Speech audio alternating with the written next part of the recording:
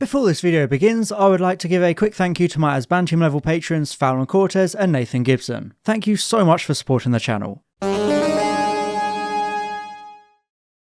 It's the scariest time of the year, and I'm not talking about tax season. In the spirit of Halloween, I thought it would be fitting to tackle yet another Patreon commission, John Carpenter's In the Mouth of Madness, which was graciously requested by my Diamond level patron Daniel Shillito. In the Mouth of Madness is essentially the love child of Stephen King and H.P. Lovecraft, seeing insurance investigator John Trent visit the eerie New Hampshire town of Hobbs End, only for him to discover a world of horrific monsters and the end of the world. But is it any good? Much like other John Carpenter movies, In the Mouth of Madness wasn't much of a critical or financial success at release, but ever since, it has gained a bit of a cult following. So today I wanted to take a deep dive into the film and see whether it's worth such a redemption. So grab your closest axe and avoid reading any books by Sutter Kane, because it's time to take a trip into the Mouth of Madness.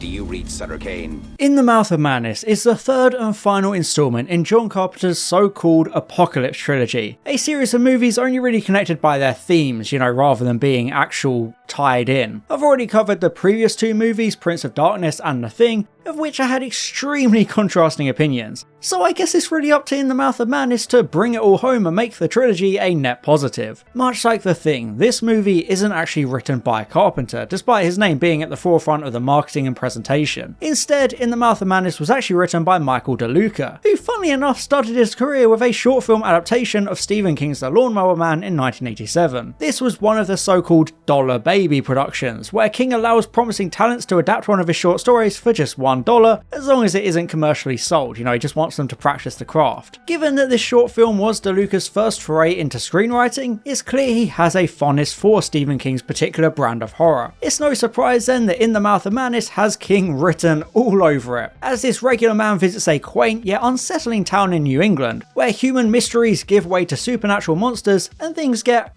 really confusing. Like, this movie gets wild, and I'm not sure if that's a good thing or not.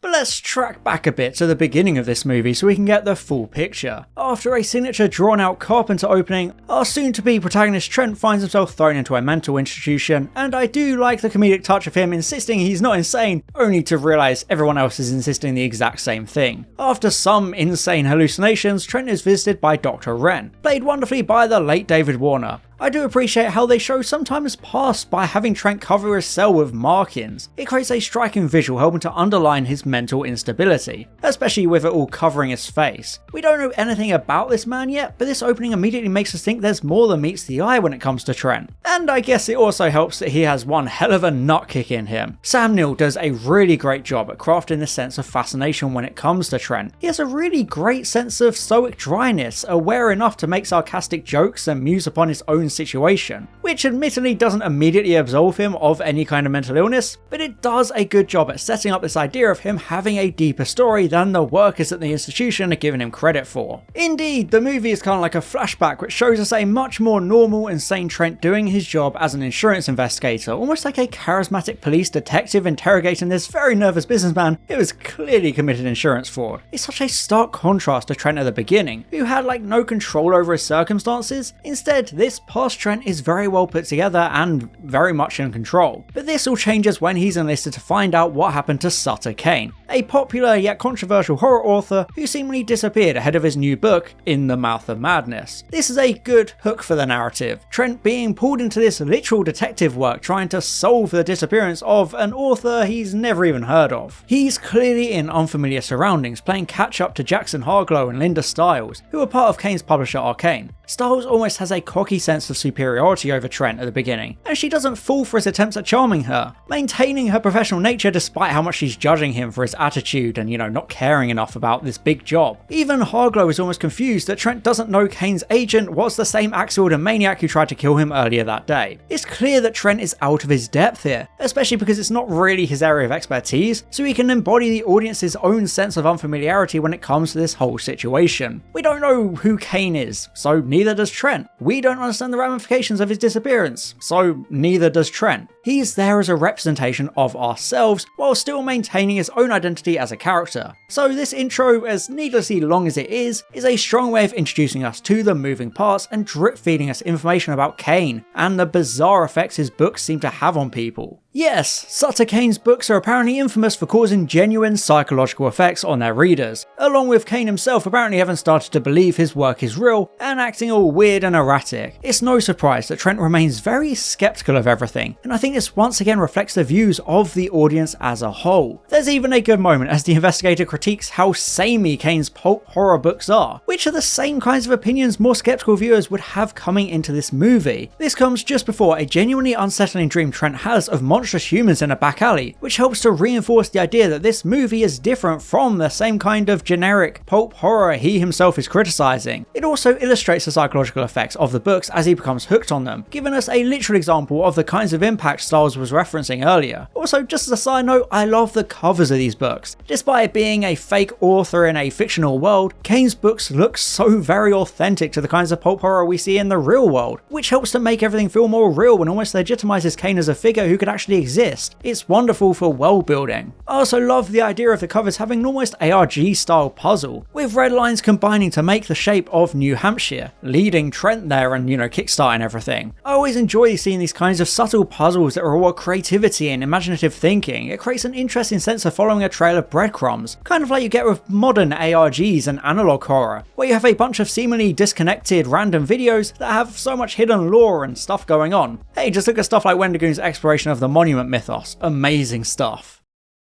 I mentioned earlier that Styles and Trent have a bit of a combative relationship, and that's something revisited a few times throughout the movie, especially when she becomes more of a villain. They both represent very different points of view. Trent is a very grounded person without much imagination. He can easily draw together links in his mind when it comes to his investigations, but he can't open himself up to the horror of Kane's work because he knows it's not real and can't suspend his disbelief enough to properly enjoy it, The most he can say is, yeah, it's decent. Styles, on the other hand, also knows the stories aren't real, but allows herself to be scared by the horror because of what it represents, and the idea of human reality bending and how easy the lines between sanity and insanity can blur, depending on the perspective. It shows a great difference in their philosophies and views on life itself, and by the time the pair finally arrive in the apparently fictional town of Hobbs End, the movie has firmly established its surreal horror and reality bending, so things are very eerie as the protagonists make their way through the empty streets of the suspiciously generic New England town, and continue to have spooky encounters and hallucinations. Everything becomes very unsettling, especially because everything they're seeing seems to match up to the books perfectly and to an absolute fault. I like this unsettling and eerie level of horror rather than jump scares and gore, and yes, we do get a bit of that, but more at the right time. Everything is brilliantly psychological, with people in paintings moving, and then the really doomsday-like appearance of Kane, who immediately makes an impression and looks very creepy, almost like a cult leader. Indeed, it turns out that his disappearance was initially meant to be a publicity stunt, but now things are very much real and everything continues to spiral out of control. The very idea of reality itself slipping, and Trent holding on to any semblance of his own reality and his ideas of rationality. No matter what he sees and what he experiences, he refuses to entertain the idea of it being real, especially with Styles' admission of even a little bit at the start being a hoax. You really understand how his grip is slipping, how he's struggling to hold himself together as he comes up with less and less ways of rationalizing the events, especially when he finds it impossible to leave the town to escape, being sent right back into the main street. It's not just a lack of physical escape, but also a mental escape, because he's now completely trapped in this loss of reality as he now questions what's actually real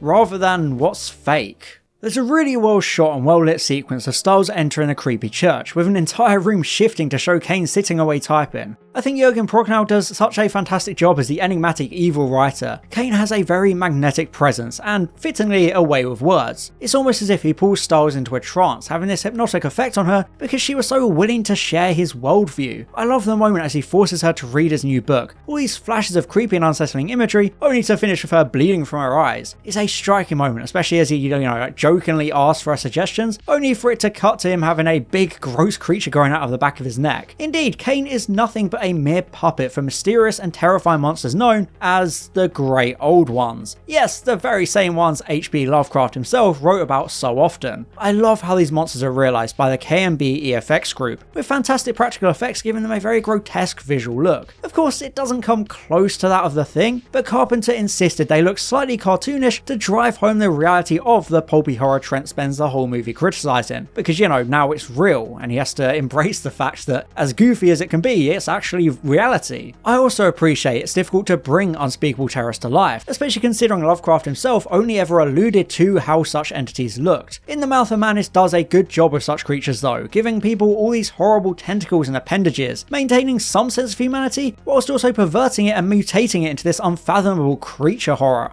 About an hour into the movie, things really start to kick off as events escalate further and further. Styles becomes more evil and unpredictable, and it's kind of like Prince of Darkness, where you just get this normal looking woman getting absolutely pummeled by a male protagonist. Say what you will about John Carpenter, at least he's an equal opportunity villain beater. Where the middle of the movie had been a tense exploration of this increasingly creepier town, the last half an hour really ramps up the weirdness and insanity. I absolutely adore the scene of Styles crawling out of the car with her body all twisted and contorted. The sound design is really what makes this pop, with all those noises of her bones cracking and her creepy multi-layered voice and laugh. It's genuinely uncomfortable in the best way. It's so unnatural to see and it's made so well, really emphasising the monstrous nature of these mutations and creatures. Even Kane himself takes on this otherworldly aura as he monologues to Trent within a confessional, revealing his nature as a conduit of sorts for the Old Ones to return through his books, especially his final masterpiece, the titular Mouth of Madness, which he has conveniently just finished writing. Handy that.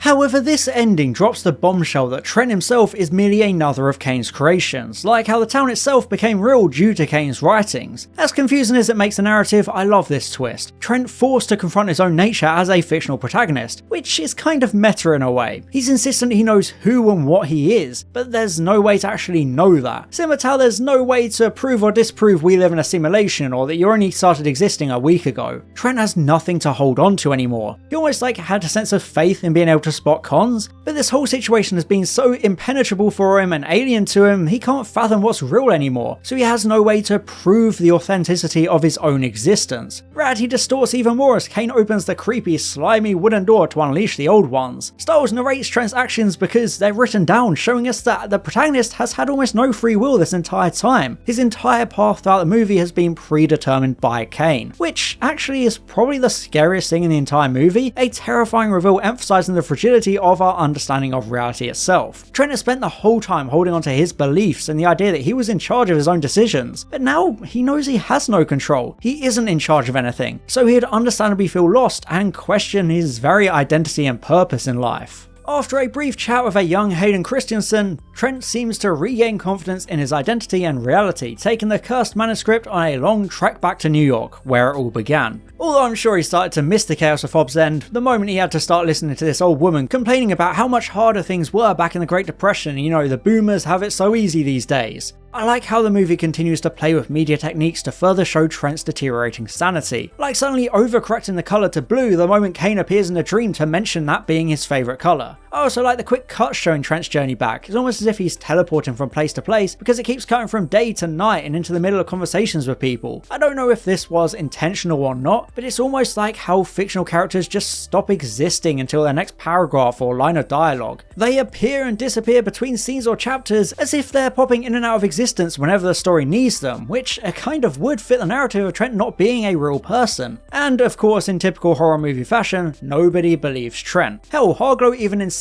he sent Trent alone and Styles seemingly doesn't exist. It's a really clever moment, not a Fight Club style twist because she did legitimately exist at the beginning, but instead it's like Trent says, she was written out, she doesn't exist anymore, and he only remembers her because he was in the eye of the storm, he's another character.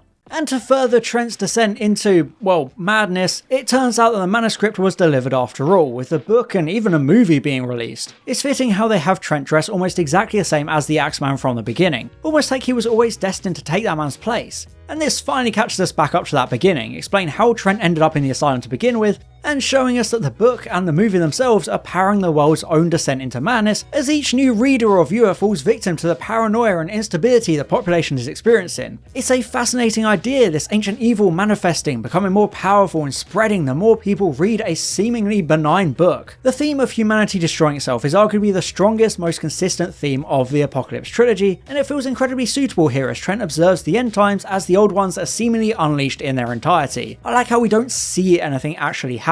It's all left to the imagination as Trent merely sees the aftermath, everything derelict and abandoned as an emergency broadcast warns us of this epidemic and the manifestations of these old ones as they sprout out of people themselves. It's a really unique way of showing an apocalypse and once again drives home the futility present in the wider trilogy, with the worst outcome happening no matter what the protagonists try. The big ending of the movie comes as Trent finds a cinema playing the adaptation of the book, which, you guessed it, is the very same movie we're watching. It's a cool meta twist, but it does feel a little too far, crossing into pretentious territory, although it's a powerful last moment as Trent gives into the absurdity of it all and finally stops trying to deny reality, knowing there's nothing he can do about it anymore. It's something that was foreshadowed earlier, this idea of him being the only one left, so it doesn't matter whether he's real or not, or whether the events actually happened, because the world is over anyway, which is a pretty impactful way to end the film, even if it does make things more confusing and impenetrable. In the Mouth of Madness is an interesting movie. I feel like everyone can easily agree on that at least. I think The Mouth of Madness is definitely the most surreal and otherworldly of the Apocalypse trilogy, and it seems a lot closer to Prince of Darkness when it comes to its exploration of philosophy, ancient evils, and the idea of an unstoppable apocalypse. I suppose you could also almost see it as a direct sequel, the emergence of the old ones potentially linked to that of the anti-god in the previous movie, but ignoring any kinds of links to the rest of the trilogy. In The Mouth of Madness is a strong move with a very methodical and unsettling pace as things gradually transform from a Stephen King novel into an H.P. Lovecraft novel, taking advantage of the two writers' similarities and crafting this fascinating love letter to their distinct brands of horror. Sam Neill does a fantastic job as Trent, a man struggling to maintain his own existence and identity, and all the other actors are very solid too. The effects work and editing is especially notable, with so many standout practical effects and creature designs, along with the editing adding a lot of terrifying shocks and jump scare moments catching you off guard. I appreciate how the movie plays around with its own existence,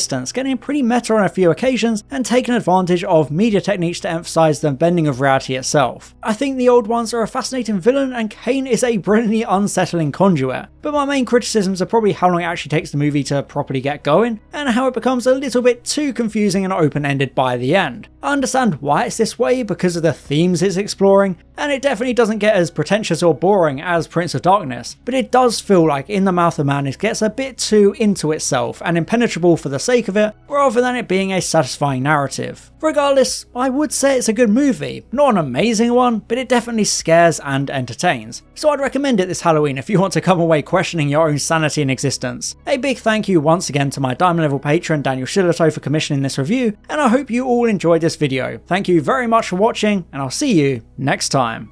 Bye bye.